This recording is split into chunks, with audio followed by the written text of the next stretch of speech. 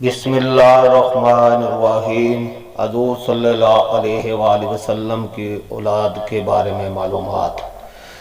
मोरखीन और मुत्तसीन का इस पर इत्फाक है कि आपकी 4 लड़कियां हुई और अक्सर की तहकीक यह है कि इनमें सबसे बड़ी हजरत ज़ैनब है, फिर हजरत रुकिया, फिर हजरत उम्मे कुलसूम, फिर हजरत सैयद फातिमा। लड़कों में अलबत्ता बहुत इख्तलाफ है, जिसकी वजह यह है कि ये सब हजरात बचपन ही में इंतकाल फरमा गए और अरब में उस जमाने में तारीख का इत्माम कुछ ऐसा ना था। सहाबा जैसे जानसार भी उस वक्त तक कसरत से नहीं हुए थे जो हर बात पूरी महफूज रहती। अक्सर की तहकीक ये है कि 3 लड़के हजरत कासम, हजरत अब्दुल्ला, हजरत इब्राहिम हुए। बाज़ों ने कहा चौथे हजरत तैयब और 5वें हजरत ताहिर थे। इसी तरह 5 हुए। बाज़ कहते हैं कि तैयब और ताहिर दोनों ही एक ही साहबजादे के नाम हैं। इसी तरह 4 हुए और बाद ने कहा कि हजरत अब्दुल्ला ही का नाम तैयब और ताहिर था। इसी तरह 3 ही लड़के हुए और बाज़ों ने 2 लड़के और भी बताए, मुतैयब और मुअत्तर, और लिखा है कि तैयब और मुतैयब एक साथ पैदा हुए और ताहिर और मुअत्तर एक साथ पैदा हुए। इसी तरह 7 लड़के हुए, लेकिन अक्सर की तहकीक ये है कि 3 लड़कों की है। और हजूर की सारी औलाद हजरत इब्राहिम के सिवा हजरत खतीजा ही से पैदा हुई। लड़कों में हजरत कासम सबसे पहले पैदा हुए, लेकिन इसमें इख्तलाफ है कि हजरत ज़ैनब इनसे बड़ी थी या छोटी। हजरत कासम ने बचपन ही में इंतकाल फरमाया। 2 साल की उम्र अक्सर ने लिखी है और बाज़ों ने इससे कम या ज्यादा भी लिखी है। दूसरे साहबजादे हजरत अब्दुल्ला जो नबूवत के बाद पैदा हुए और उसी वजह से उनका नाम तैयब और ताहिर भी पड़ा और बचपन ही में इंतकाल हुआ। उनके इंतकाल पर बाज़ों ने लिखा है कि हजरत अब्दुल्ला के इंतकाल पर कफार बहुत खुश हुए कि आपकी नस्ल मुनक़ता हो गई, तो कुछ दिनों में नाम मुबारक भी मिट जाएगा। आज 1400 साल बरस बाद तक भी हजूर के नाम फदाई करोड़ों में मौजूद हैं। तीसरे साहबजादे हजरत इब्राहिम थे जो हिजरत के बाद मदीना तैयबा में बलातफाक ज़ीउल-हज सन 8 हिजरी में पैदा हुए। ये हजूर की बांदी हजरत मारिया के पेट से पैदा हुए और हजूर के सबसे आखिरी औलाद हैं। हजूर ने 7वें दिन उनका अकीका किया और 2 मेंढे ज़बह किए और बालों के बराबर चांदी सदका फरमाई और बालों को दफन कराया।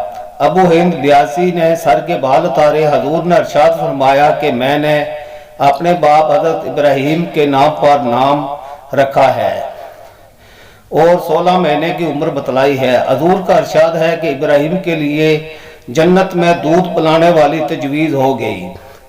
साहबजादियों में सबसे बड़ी ज़ैनब हैं और जिन मोरखीन ने उसके खिलाफ लिखा है गलत है। हजूर अक़दस सल्लल्लाहु अलैहि वसल्लम के निकाह से 5 बरस बाद जब आपकी उम्र शरीफ 30 बरस की थी पैदा हुई और अपने वालिदैन के आगोश में जवान हुई और अपने खालाजाद भाई अबू अलास बिन रबी से निकाह हुआ।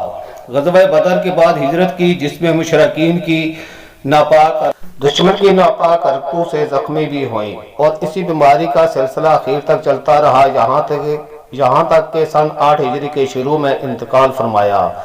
उनके खामन भी सन 6 या 7 हिजरी में मुसलमान होकर मदीना मुनव्वरा पहुंच गए थे और इन्हीं के निकाह में रही। इनसे 2 बच्चे हुए, एक लड़का और एक लड़की। लड़के का नाम हजरत अली था, जिन्होंने अपने वालिदा के इंतकाल के बाद बलूग के करीब हजूर की जिंदगी में ही इंतकाल फरमाया। फतेह मक्का में हजूर के साथ ऊंटनी पर जो सवार थे वो यही हजरत अली थे।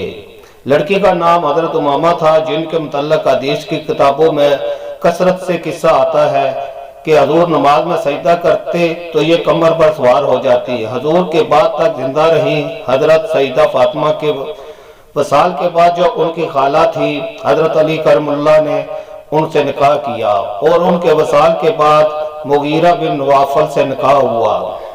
हजरत अली अलैहिस्सलाम के कोई औलाद इनसे नहीं हुई। अलबत्ता मुगीरा से बाज़ों ने एक लड़का यहिया लिखा है और बाज़ों ने इनकार किया है।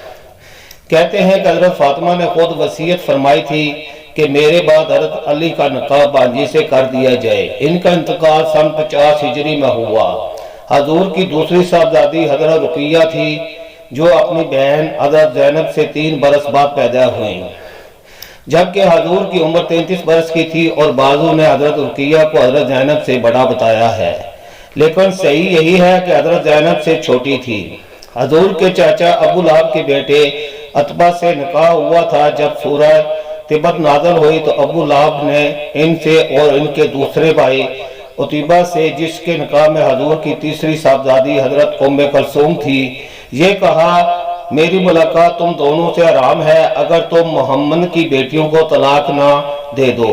اس پر دونوں نے طلاق دے دی۔ یہ دونوں نکاح بچپن میں ہوئے تھے، رخصتی کی نوبت بھی نہیں آئی تھی۔ اس کے بعد فتح مکہ پر حضرت رقیہ کے خاوند عتبہ مسلمان ہو گئے تھے، مگر بیوی کو پہلے ہی طلاق دے چکے تھے، اور حضرت رقیہ کا نکاح حضرت عثمان سے عرصہ ہو چکا تھا۔ حضرت عثمان اور حضرت رقیہ نے دونوں مرتبہ حبشہ کی ہجرت کی تھی۔ اس کے بعد جب حضور نے یہ ارشاد فرمایا کہ مجھے بھی ہجرت کا حکم ہوا ہے اور مدینہ منورہ میری ہجرت کی جگہ ہوگی، تو صحابہ نے مدینہ منورہ کی طرف ہجرت شروع کر دی۔ اسی سلسلہ میں حضور سے پہلے ہی یہ دونوں حضرات بھی مدینہ طیبہ پہنچ گئے تھے۔ حضور کی ہجرت کے بعد جب حضور بدر کی لڑائی میں تشریف لے جانے لگے تو حضرت رقیہ بیمار تھی، اسی لیے حضور نے حضرت عثمان کو ان کی ذمہ داری کے لیے واسطے مدینہ چھوڑ کے بدر کی فتح کی خوشخبری مدینہ طیبہ میں اس وقت پہنچی جب یہ حضرات حضرت رقیہ کو دفن کر کے آ رہے تھے۔ اسی وجہ سے حضور اقدس صلی اللہ علیہ وسلم ان کی تدفین میں شرکت نہ فرما سکے۔ حضرت عثمان سے ایک صاحبزادہ جن کا نام عبداللہ تھا حبشہ میں پیدا ہوئے تھے، جو اپنی والدہ کے انتقال کے بعد تک زندہ رہے اور 6 سال کی عمر میں سن 4 ہجری میں انتقال فرمایا، اور بعض نے لکھا ہے کہ اپنی والدہ سے 1 سال پہلے انتقال کیا۔ ان کے علاوہ کوئی اور اولاد حضرت رقیہ سے نہیں ہوئی۔ حضور اقدس صلی اللہ علیہ وسلم کی تیسری صاحبزادی حضرت ام کلثوم تھی۔ اس میں اختلاف ہے کہ ان میں حضرت فاطمہ میں سے کون سی بڑی تھی۔ اکثر کی رائے یہ ہے کہ ام کلثوم بڑی تھی۔ اول عتبہ بن ابی لہب سے نکاح ہوا مگر رخصتی نہیں ہوئی تھی۔ سورۃ تبت کے نازل ہونے پر طلاق کی نوبت آئی، جیسا کہ حضرت رقیہ کے بیان میں گزرا، لیکن ان کے خاوند تو بعد میں مسلمان ہو گئے تھے۔ ان کے خاوند عتبیہ نے طلاق دی اور حضور کی خدمت اقدس میں آ کر نہایت گستاخی، بے ادبی، نامناسب الفاظ بھی زبان سے نکالے۔ حضور نے بدعا دی کہ یا اللہ اپنے کتوں میں سے ایک کتا اس پر مسلط فرما۔ ابو طالب اس وقت موجود تھے، باوجود مسلمان نہ ہونے کے سہم گئے اور کہا کہ اس کی بدعا سے تجھے خلاصی نہیں۔ چنانچہ عتبہ ایک مرتبہ شام کے سفر میں جا رہا تھا۔ اس کا باپ ابو لہب باوجود ساری عدوت اور دشمنی کے کہنے لگا کہ مجھے محمد کی بدعا کا فکر ہے، قافلے کے سب لوگ ہماری خبر رکھیں۔ ایک منزل پر پہنچے، وہاں شیر زیدہ تھے۔ رات کو تمام قافلے کا سامان ایک جگہ جمع کیا اور اس کا ٹیلا سا بنا کر اس پر عتبیہ کو سلایا، اور قافلے کے تمام آدمی چاروں طرف سوئے۔ رات کو ایک شیر آیا اور سب کے منہ سونگے۔ اس کے بعد ایک چھلانگ لگائی اور اس ٹیلے پہ پہنچ کر عتبیہ کا سر بدن سے جدا کر دیا۔ اس نے ایک آواز دی مگر ساتھ ہی کام تمام ہو چکا تھا۔ بعض مورخین نے لکھا ہے کہ یہ مسلمان ہو گیا تھا اور یہ قصہ پہلے بھائی کے ساتھ پیش آیا۔ بہرحال حضرت رقیہ اور حضرت ام کلثوم کے پہلے شوہروں میں سے ایک مسلمان ہو گئے، دوسرے کے ساتھ یہ عبرت کا واقعہ پیش آیا۔ اسی واسطے اللہ والوں کی دشمنی سے ڈرایا جاتا ہے۔ خود اللہ پاک کا ارشاد ہے، جو میرے کسی ولی کو ستائے میری طرف سے اس کو لڑائی کا اعلان ہے۔ حضرت رقیہ کے انتقال کے بعد ربیع الاول سن 3 ہجری میں حضرت ام کلثوم کا نکاح بھی حضرت عثمان سے ہوا۔ حضور کا ارشاد ہے کہ میں نے ام کلثوم کا نکاح آسمانی وحی کے حکم سے حضرت عثمان سے کیا۔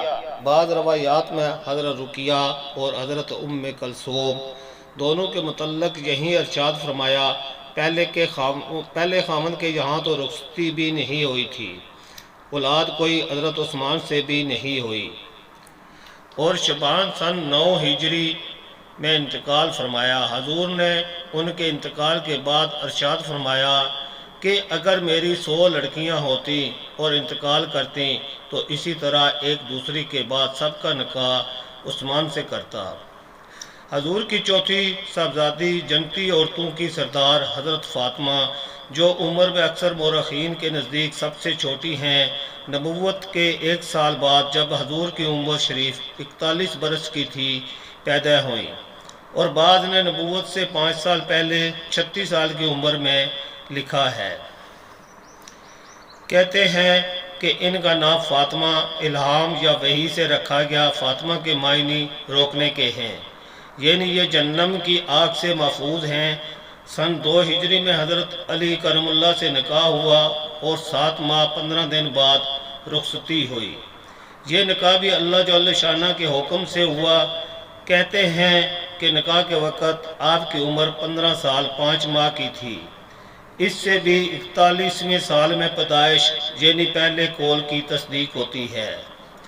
حضرت علی کی عمر 21 سال 5 ماہ یا 24 سال 1.5 ماہ کی تھی۔ حضور کو اپنی تمام صاحبزادیوں میں ان سے زیادہ محبت تھی۔ جب حضور سفر کو تشریف لے جاتے تو سب سے آخر میں ان سے رخصت ہوتے، اور جب سفر سے واپس آتے تو سب سے پہلے ان کے پاس تشریف لے جاتے۔ حضرت علی کرم اللہ نے ابو جہل کی لڑکی سے دوسرے نکاح کا ارادہ فرمایا تو ان کو رنج ہوا، حضور سے شکایت کی۔ حضور نے ارشاد فرمایا کہ فاطمہ میرے بدن کا ٹکڑا ہے، جس نے اس کو رنج پہنچایا اس نے مجھے رنج پہنچایا۔ اس لیے حضرت علی نے ان کی زندگی میں کوئی نکاح نہیں کیا۔ آپ کے وصال کے بعد آپ کی بھانجی امامہ سے نکاح کیا، جس کا ذکر حضرت زینب کے بیان میں گزرا۔ نبی اکرم صلی اللہ علیہ وسلم کے وصال کے 6 مہینے بعد حضرت فاطمہ بیمار ہوئیں اور ایک روز خادمہ سے فرمایا کہ میں غسل کروں گی، پانی رکھ دو۔ غسل فرمایا، نئے کپڑے پہنے، فرمایا میرا بستر گھر کے بیچ میں کر دو۔ اس پر تشریف لے گئیں اور قبلہ رخ لیٹ کر داہنا ہاتھ رخسار کے نیچے رکھا اور فرمایا کہ بس اب میں جاتی ہوں۔ یہ فرما کر وصال فرمایا۔ حضور اکرم صلی اللہ علیہ وسلم کی اولاد کا سلسلہ انہی سے چلا اور انشاءاللہ قیامت تک چلتا رہے گا۔ ان کی 6 اولادیں، 3 لڑکے اور 3 لڑکیاں ہوئیں۔ سب سے اول حضرت حسن نکاح سے دوسرے سال میں پیدا ہوئے، پھر حضرت حسین تیسرے سال میں، پھر حضرت محسن پیدا ہوئے جن کا انتقال بچپن ہی میں ہو گیا۔ صاحبزادیوں میں سے حضرت رقیہ کا انتقال بچپن ہی میں ہو گیا تھا، اسی وجہ سے بعض مورخین نے ان کو لکھا بھی نہیں۔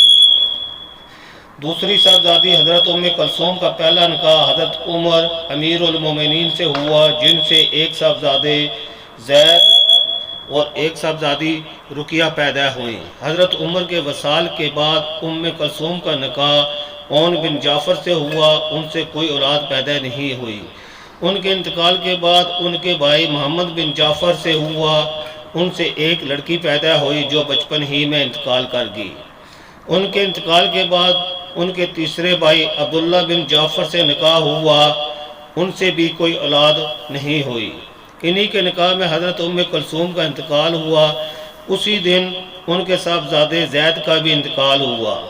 دونوں جنازے ساتھ ہی اٹھے اور کوئی سلسلہ اولاد کا ان سے نہیں چلا۔ یہ تینوں بھائی حضرت علی کے بھتیجے اور جعفر تیار کے صاحبزادے ہیں۔